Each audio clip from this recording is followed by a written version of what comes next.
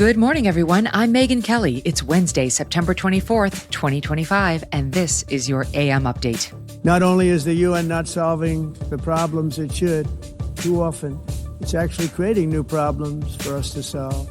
President Trump delivering blunt remarks to the UN General Assembly on mass migration, climate change, and more.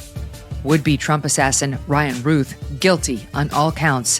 His stunning reaction in court after the verdict. Do you think that moment tipped the election? No. Kamala Harris returns to The View, attempting to rewrite the history of one of her biggest blunders. Oh, joy. All that and more coming up in just a moment on your AM update.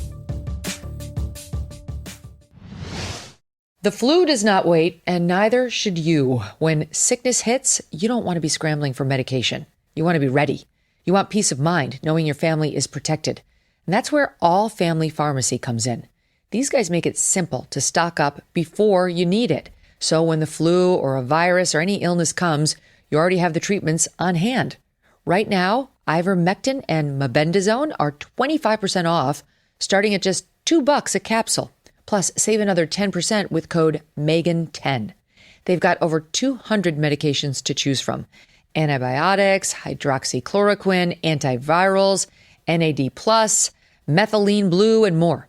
They even offer emergency kits with essential medications, so you're prepared for anything. Just order online. They connect you with licensed doctors to get your prescriptions and ship your medications straight to your door. It's so convenient. Go to allfamilypharmacy.com/Megan and use code Megan10. Again, that's allfamilypharmacy.com/Megan. Use the code Megan10 to get your discount when you check out. Protect your family, be prepared, and stay safe. President Trump delivering fiery remarks in front of the UN General Assembly yesterday morning, taking aim directly at the UN itself. But first, upon arriving, his escalator broke down. Then a teleprompter malfunction, forcing the president to deliver remarks off a paper copy. Press Secretary Caroline Leavitt later sharing on X an article from UK paper The Times last week, in which the paper reported, quote, to mark Trump's arrival, UN staff members have joked that they may turn off the escalators and elevators and simply tell him they ran out of money, so he has to walk up the stairs.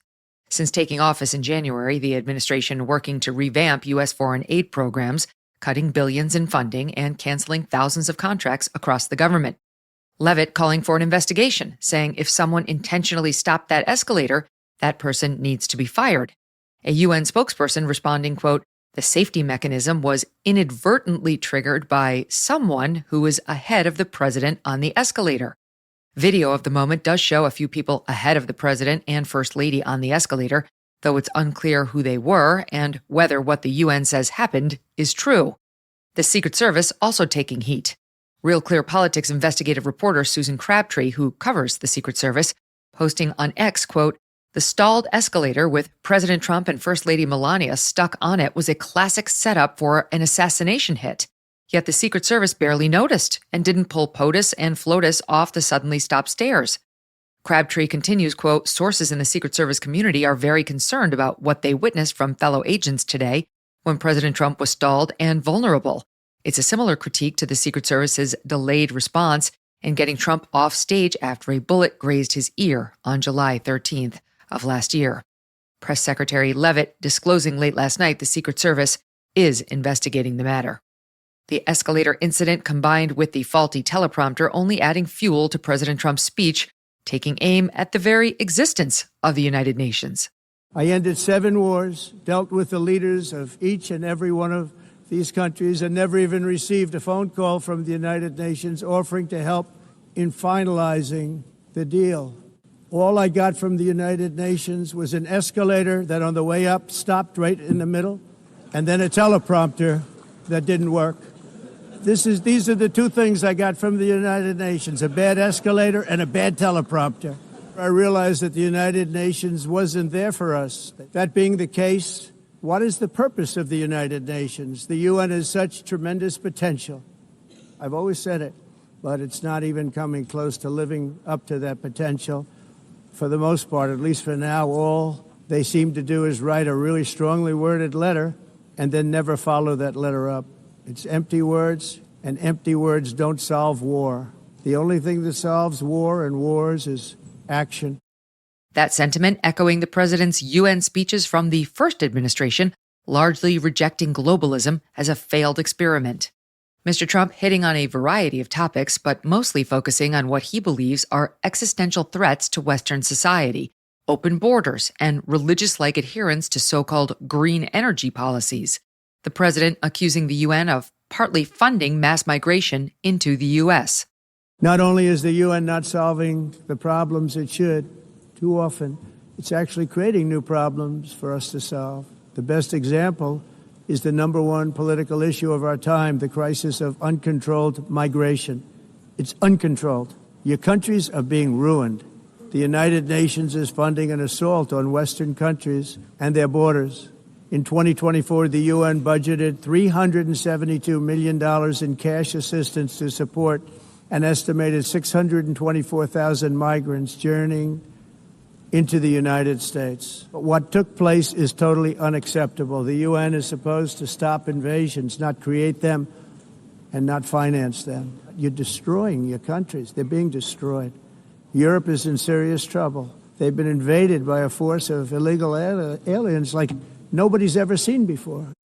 President Trump touting his administration's work sealing the border and encouraging other countries, especially in Europe, to do the same. Trump's next target, the green agenda. Mr. Trump ridiculing its sacred tenets from windmills to carbon footprints, calling it the greatest con job ever perpetrated on the world. Energy is another area where the United States is now thriving like never before. We're getting rid of the falsely named renewables. Those big windmills are so pathetic and so bad, so expensive to operate, and they have to be rebuilt all the time, and they start to rust and rot. And I'm telling you that if you don't get away from the green energy scam, your country is going to fail. So all of these countries are working so hard on the carbon footprint, which is nonsense, by the way. It's nonsense. And if we had the most clean air, and I think we do, other countries, like China, which has air that's a little bit rough, it blows. And no matter what you're doing down here, the air up here tends to get very dirty because it comes in from other countries where their air isn't so clean. And the environmentalists refuse to acknowledge that. The president then spending the day meeting with heads of several other countries, including Argentina, the EU, officials from the Middle East, and the president of Ukraine. After his meeting with Ukrainian leader Volodymyr Zelensky, President Trump dramatically shifting his message about the Russia-Ukraine war, calling Russia a paper tiger, saying Russia has been fighting aimlessly for 3.5 years, a war that should have taken a real military power less than a week to win. Mr. Trump, for the first time, saying Ukraine, with the help of the EU, is in a position to, quote, win all of Ukraine back in its original form, end quote, which has been Ukraine's goal from the start, but one Mr. Trump previously has made clear he does not view as realistic. On Tuesday, President Trump going so far to suggest Ukraine could also, quote, who knows, maybe even go further than that. The president continuing, quote, Putin and Russia are in big economic trouble, and this is the time for Ukraine to act. President Trump saying the U.S. will continue selling weapons to NATO and that NATO can, quote, do what they want with them. When asked if he still trusts Mr. Putin, Mr. Trump replying, I'll let you know in about a month. As for the recent Russian jets and drones flying over Poland, Romania, and Estonia, testing NATO's defenses, President Trump saying NATO countries should shoot down Russian military aircraft. Asked if the U.S. would support them, Mr. Trump saying, it depends. Mr. Zelensky's take? President Trump is slowly seeing that Putin's words are, quote, far away from the truth. Democrats and independents continue to favor U.S. support for Ukraine, militarily and otherwise, as do traditional Republicans. An August 2025 Gallup poll shows a majority of Republicans, however, 69%, favor ending this war quickly, even if it means Ukraine ceding territory. MAGA-aligned Republicans are the least enthusiastic about providing more aid to Ukraine. Sometimes world leaders really are just like us. A now viral video showing French President Emmanuel Macron stuck behind pedestrian barriers in New York City Monday night, ahead of President Trump's arrival for UN festivities. With intersections frozen and thousands waiting as NYPD held traffic, President Macron apparently growing impatient. French media outlet Brut reporting Mr. Macron's own motorcade was stuck behind one of the barriers when he exited his vehicle, imploring an NYPD officer to let him cross. I'm sorry, President, I'm really sorry. It's just that everything's in frozen right now. There's a motorcade coming right now. That's why. If you don't see it, let me cross. Mr. Macron then appearing to enlist some backup from President Trump. How are you? Guess what? I'm waiting in the street because everything is frozen for you. Mr. Macron, been there. That call went nowhere. Instead, cameras capturing President Macron hoofing it to the French embassy, posing for pictures with fellow pedestrians along the way. 59-year-old Ryan Routh found guilty on all 5 charges against him related to his attempt to assassinate then-candidate Trump on his West Palm Beach golf course last year. Routh appearing to attempt to stab himself in the neck with a pen. As the verdict was read, Fox News reporting 4 marshals then carrying Routh out of the courtroom, shackling his waist and ankles before returning him to the courtroom. Routh's daughter then reportedly shouting out to her father, urging him not to do anything to himself, and saying she would get him out of there. The daughter then seen on video hurrying away from the courthouse. The jury deliberating for less than 3 hours before delivering guilty verdicts on all 5 charges, including the attempted assassination of a major presidential candidate. Routh is due back in court December 18th for sentencing. He faces up to life in prison. President Trump posting to Truth Social, quote, "Congratulations to Attorney General Pam Bondi, Deputy Attorney General Todd Blanche, and the entire DOJ team on the conviction in Florida of the person who attempted an assassination on my life." Coming up, President Trump and Democrat leaders in a showdown as the government funding deadline looms again. And Kamala Harris returns to The View almost a year after her disastrous appearance. As President Trump is settling into his new administration, one of the top Democrats in Congress aiming to undermine the Trump agenda is Democrat Senator Dick Durbin of Illinois. And according to our sponsor, the Electronic Payments Coalition, Senator Durbin has a new plan, a government takeover of your credit card. Today, Americans have thousands of choices in credit cards, but they say Senator Durbin's plan will result in less competition and less security, which means more risk for your credit and your identity. You can learn more for yourself at guardyourcard.com. And you could consider telling your senators to stop Dick Durbin's government takeover of your credit card before it's too late. President Trump may have signed the big, beautiful bill to pay for his second-term agenda into law, but that doesn't mean his annual budget is funded. That's its own fight, and it's not going well. The president on Tuesday canceling an upcoming meeting with Democratic leadership to negotiate on a stopgap funding measure ahead of the October 1st government shutdown deadline.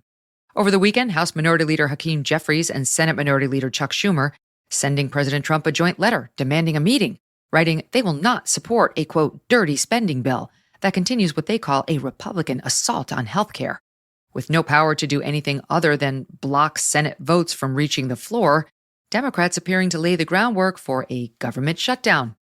Mr. Trump yesterday on Truth Social seeming to call the bluff, writing the demands by the, quote, minority radical left Democrats are unserious and ridiculous.